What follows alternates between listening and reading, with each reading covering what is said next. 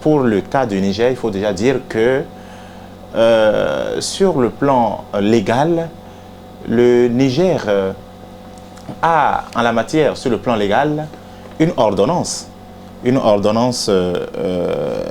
2010-035 du 4 juin 2010 portant régime de la liberté en République du Niger. Et en son article 67, cette disposition légale dépénalise les délits de la presse. C'est-à-dire que cette loi interdit les peines privatives des journalistes qui auraient donc dans l'exercice du métier commis des délits de presse, peut-être la diffamation de l'injure, etc., etc. Mais il se fait que plus tard, il y a une loi sur la cybercriminalité, bien sûr, qui est utilisée souvent et appliquée aux journalistes. Comment?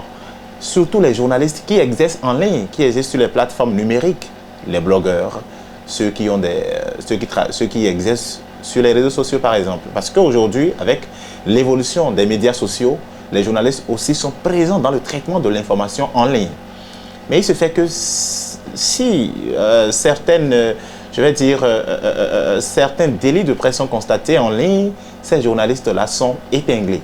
Ce qui est contradictoire à la loi que je viens de citer, à l'ordonnance portant régime de la liberté de presse. Et donc, le 21 juin passé, cela a été revu où, lorsque vous êtes journaliste, on ne va plus, vous n'allez plus répondre devant un tribunal parce que vous avez commis un délit de presse. Je pense que ça, par exemple, c'est une avancée. Sinon, par le passé, en 2021, par exemple, il y a des journalistes qui ont été épinglés. Nous pouvons citer, par exemple, des journalistes comme Samira Sabour, journalistes comme Moussa, Moussa Askar, qui ont été donc devant les tribunaux parce que il leur a été reproché donc des exactions en la matière. Ces éléments-là que je viens de citer par le passé ont fait que le Niger, depuis un certain temps, était quand même en bonne position en matière de classement de Reporters sans frontières pour la liberté de la presse dans le monde entier. Sur 120 pays, le Niger, depuis 2012, était par exemple parmi les 29 premiers pays dont la liberté de l'expression de la presse se porte au beau fixe. Mais aujourd'hui, déjà à partir de 2019, sinon 2017-2018, le Niger a occupé la 60e place. Alors, quand on regarde ces éléments-là, on voit que cela n'est pas de nature, d'accord, à promouvoir la liberté de la presse. Ça fait un premier élément. Deuxième élément, quand on voit le contexte économique. Le contexte économique fait que la profession de journaliste est menacée par une sorte de précarité dans la fonction. Beaucoup de journalistes en majorité n'ont pas de salaire mensuel fixe dans les organes de presse. Vous voyez? Donc, cette précarité fait que le journaliste est beaucoup plus tenté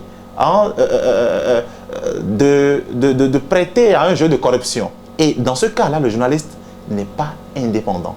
L'autre chose, toujours sur le plan économique, on voit que les médias sont beaucoup plus dépendants de l'exécutif à travers les contrats. Alors, lorsque vous êtes dépendant de l'exécutif à travers des contrats et que vous n'avez pas un modèle économique qui vous permet d'avoir des sources de revenus substantielles extérieures, indépendamment de ce que l'exécutif vous donne en termes de contrat, vous êtes tenté quand même de parfois orienter votre ligne éditoriale vers la promotion de l'action gouvernementale, donc de l'exécutif. Et dans ce cas-là, la liberté, l'indépendance des médias prend un coup.